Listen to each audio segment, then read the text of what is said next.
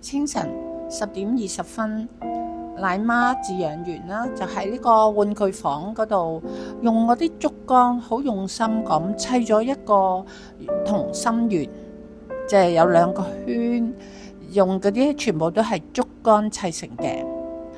仲呢好細心，將嗰啲紅蘿蔔擺咗喺呢一個圈入邊，同埋呢就奶媽呢都放咗足夠嘅竹葉喺呢個玩具房啦。家姐細佬一入到呢一個玩具房，雙雙對對咁樣呢展現自己嘅技能。但係細佬呢初時呢都表現自己有少少依依不捨，想有說話同奶媽講。但係隨即見到家姐，哇，開始展現佢最高超嘅覓食嘅技術啦。咁細佬呢都隨即跟住家姐，但係細佬都好醒目，第一時間已經揾到第一條金筍坐低食啦。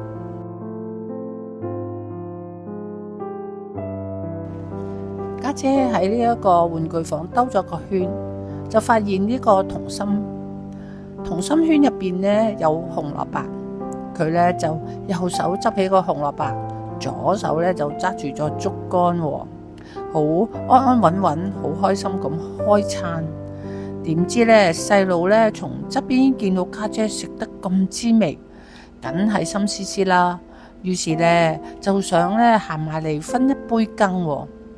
咁點知家姐呢就想唔俾佢霸佔呢個紅蘿蔔啦，就用隻左腳阻擋細佬。家姐非常之有性格，同埋佢食嘢呢係好有原則嘅。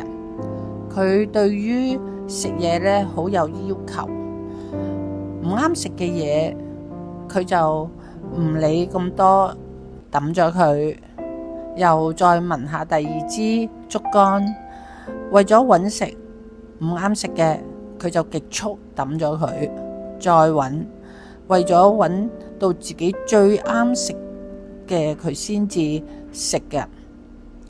咁細佬就食完正話尋覓到嘅紅蘿蔔，跟住都冇再有啱口味嘅嘢，佢呢就走咗上去，開始想食竹葉啦。咁家姐都跟隨住細佬上去，喺嗰啲岩石上嗰啲竹葉度再兩頭望，再睇下有冇中意食嘅金筍，就好似想再找翻奶媽有所要求。咁細佬呢盲目跟住家姐又去爬牆啦。家姐因為想揾奶媽啦，佢又爬牆找門，細佬又跟住家姐去爬牆找門。咁終於呢，奶爸同奶媽啦，因為好錫家姐同細佬噶嘛，咁佢哋呢見到佢哋呢喺度爬嚟爬去，睇下佢哋想要求啲乜嘢，佢哋好似有啲嘢想訴說俾奶爸聽。咁就家姐呢就個動作就行嚟行去，即係話我哋唔係為揾嘢食，唔知係咪想揾媽咪啊？咁細佬呢又係咁樣，兩個呢雙雙對對咁樣去同個奶爸傾訴心事。咁奶爸呢就終於閂翻嗰個小窗啦。咁佢哋兩個都唔願意走，仲喺度好似啲人仔咁企喺度睇下奶爸有冇所答應佢哋嘅要求啦。咁奶爸閂咗嗰個小賣部嗰個窗之後呢，佢哋呢都唔心息啊，兩個呢輪流咁樣呢爬牆啊。咁細佬呢仲想企上去家姐個背脊嗰度做踏腳石踩上去。家姐堅持要過去大院子，佢繼續喺度企起身爬牆。咁呢，奶爸好無奈面對住呢一對精力旺盛又滿腦子想過去找媽咪嘅家姐細佬，終於呢，奶爸呢就將玩具房嘅閘門開啟咗，俾阿家姐同細佬走過去大院子找媽咪啦。一過到呢個大院子，家姐就不顧一切，佢冇直接去揾媽咪，直接咧經過呢個大木橋咧，就去到另一邊嘅餐桌台嗰度開餐。而阿細佬咧就爬上個樹度，咁咧就同媽咪咧打個招呼先。媽咪咧都好錫佢喎，瑩媽就拍下佢個頭啦，又親吻下佢啦。咁阿細佬咧就自己乖乖咁落嚟啦，落返樹喎。阿細佬爬返落樹同媽咪道別之後，瑩媽就喺樹上繼續瞓覺，而阿細佬咧就經過呢個大木橋，去到另一邊嘅餐桌台，見阿家姐咧坐喺度享用嗰啲竹葉，佢隨即咧都去揾阿家姐。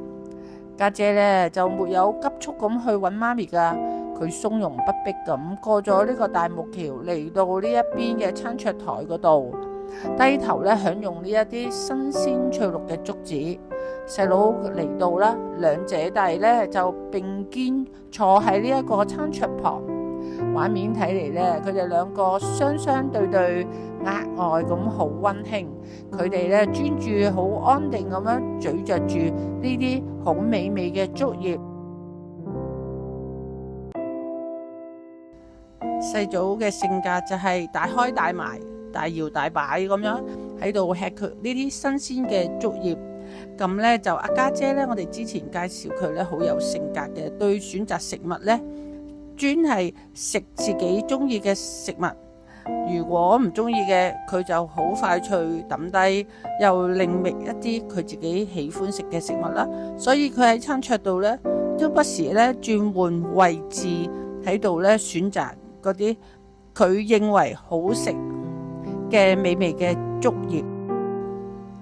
呢一幅畫面充滿咗平靜同埋溫馨嘅氣氛，雙雙對對地坐喺呢一個餐桌側跟，安安穩穩，注意住呢啲品嘗住美味嘅竹葉。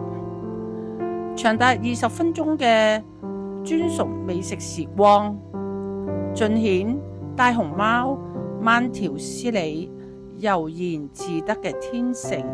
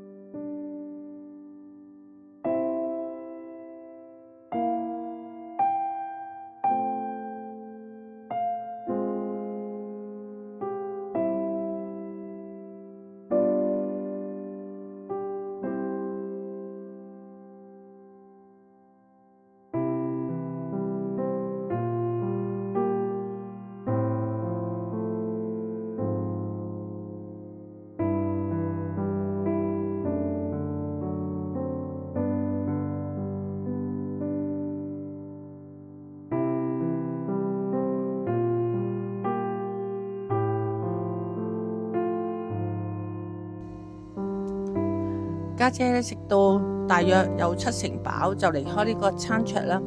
佢打算呢就走過去媽咪瞓緊覺嗰棵大樹嗰度棲息嘅。原來佢經過咗呢個大木橋之後，佢爬上去呢一個木架嗰度，爬到一半，佢呢就發現呢瑩媽呢已經佔領晒呢一棵大樹。佢立即呢就靈機咁樣掉頭爬翻落嚟，喺望下媽咪，就諗下一陣，思考咗一陣之後，佢決定呢都係轉移陣地啊，就又走翻經過翻呢個大木橋，翻嚟另一邊嘅小樹去瞓覺啦。而阿細佬呢，就繼續專注佢嘅美食，細佬留喺呢個餐桌台嗰度，繼續大快朵頤，完全唔受到影響，享受獨自享用嘅竹葉嘅時光。原來兩姐弟呢都不同節奏，一個就食飽咗，準備轉移上呢棵小樹嗰度瞓覺。而阿細佬呢，就唔急又唔忙，慢條斯理繼續食佢嘅竹葉，非常之可愛啊！呢個時候，餐桌旁呢，只剩翻阿細佬一個，佢繼續心無旁貸咁樣獨自享用呢啲竹葉。美食當前，阿細佬呢連移動都唔捨得放下呢一啲竹葉喎。食下呢，佢就坐咗喺呢個路邊嘅斜坡嗰度，繼續大快朵頤。阿細佬食到連腳都幫手遞喺嗰啲竹葉，好趣致，隻腳都幫手呢聞下托起嗰啲竹葉，隨心所欲。細佬有一樣優點呢，佢就唔會太過揀衣擇食啦。佢見到有食物食得嘅食，樣樣嘅竹葉佢都執埋啲手尾，唔好浪費食物嘅。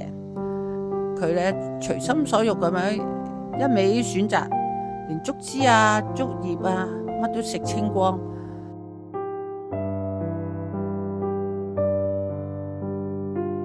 咁呢見到唔好嘥，唔好浪費啊，檢查清楚。咁你睇下佢檢查清楚，佢先至開始離開呢個餐桌台啊！呢啲係阿細佬嘅美德。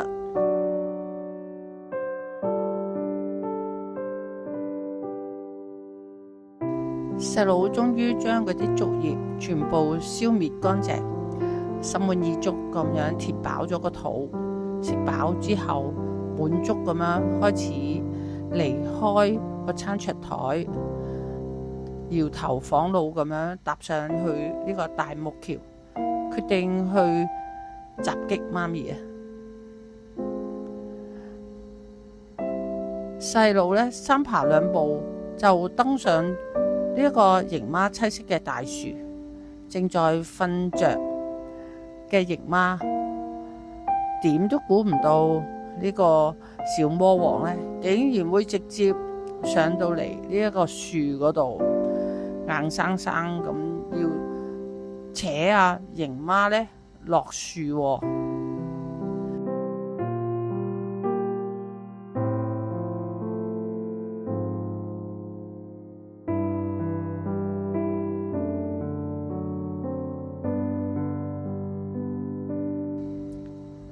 瑩媽對住阿細佬，向來都係寵愛有加。若果換轉係第二個，瑩媽或者會發脾氣啦。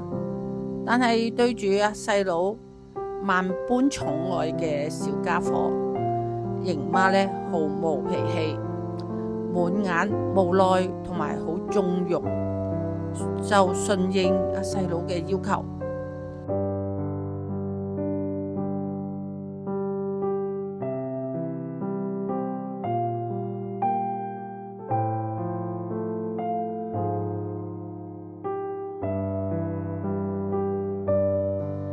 媽呢就吩咐阿細佬，叫佢落去先。如果唔係呢，唔夠位落喎。咁細佬呢都好乖，咁佢呢就自己爬落樹先喎。初初以為呢想同媽咪玩啦，扯媽咪落嚟。咁佢而家呢都係要求瑩媽落緊樹噶。阿瑩媽呢好無奈，但係又好錫細佬，咁就順應阿細佬嘅要求，慢吞吞咁樣爬落樹啦。